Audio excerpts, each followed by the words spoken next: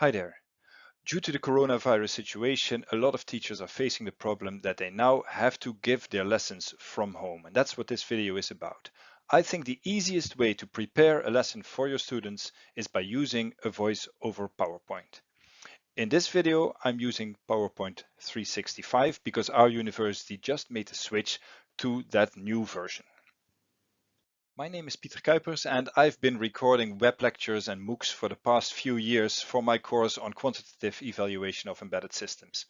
But this web lecture series is not about how to make a fancy studio recording. This series is about how to do it with a minimum amount of effort and a minimum amount of material because we don't have time to actually adapt to the new situation completely. If after watching this video you have any questions, please send them to the teaching support team. This is the setup that I'm currently using in the attic at my house to make this recording. You see my laptop, you see a headset, a mouse, and you see this statue of a squirrel in the corner.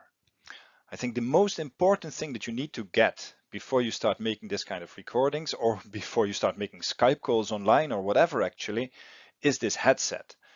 That headset makes sure that you have a good quality of sound. The problem is that if you don't use a headset, you're going to use the internal microphone of your laptop. And then your voice is going to sound like this. And that's much harder to listen to if you have to listen to it for a long time as a student. So use a headset and also make sure that in the settings of your computer, this headset is selected as the main recording device.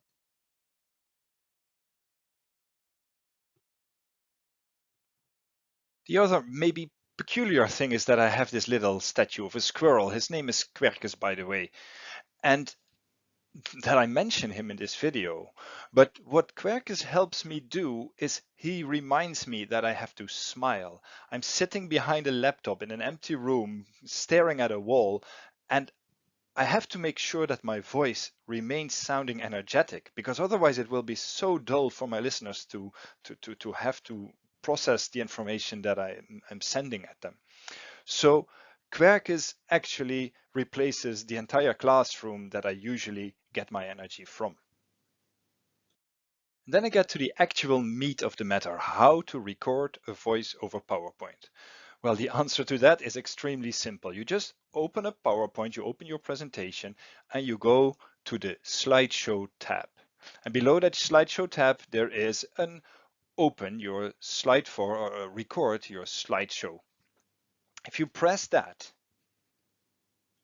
you'll see this screen with a red recording button in the upper left corner, a stop button, and a replay button. If you press the recording button, there will be a timer, 3, 2, 1, go, and then you can start presenting your PowerPoint presentation. You can switch slides by pressing next and by pressing these pens in the lower corner, in the lower part of your screen.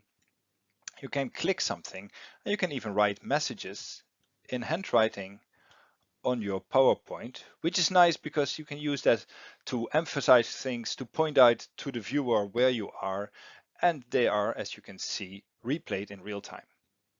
If you really want to go fancy, you can even click the camera button. That will make your recording look like this. It's really fancy, but it's also a tricky way if you're doing this for the first time because actually presenting and thinking of the camera all the time is rather distracting if this is the first time you're actually teaching online. So try it out, of course, never be afraid, but also be forgiving on yourself. Don't re-record everything 10 times because it didn't sound exactly right the first time. If you're making a mistake when speaking, if you hear back this video, you will notice that I will that's what I mean. I'm making a lot of mistakes. But if I cut it out every time I make a small mistake, the recording process becomes very cumbersome and we don't get anywhere. So make sure that you are not distracted too much and just go on.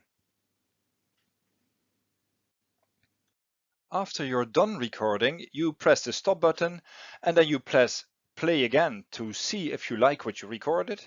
If you didn't like it, you can press the record button again and it will overdub. But as I said before, don't do this too often.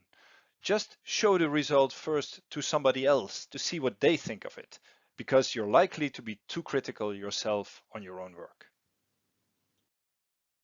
Then you can go to the File section of PowerPoint, and then you click the Export tab. So not the Save tab, the Export tab. And in that Export tab, you can find Create Video, and you press Create Video after, of course, taking care that it's in the right settings. And then, well, basically, you're done. Once you've saved it, you can upload it to Canvas. You can also upload it to YouTube. Find out any way to make it available for your students. My next video will be on OBS, the open broadcast software, which is a piece of freeware that you can use to make screen captures or actually build up a more complicated studio in your laptop. But you can also use it, for example, if you don't like PowerPoint, but if you're used to using PDFs or LaTeX produced slides. You can also use it to record your Teams meetings that you are having online, all kinds of things. For now, I wish you to have fun during the making of your new lectures and make the best of this situation.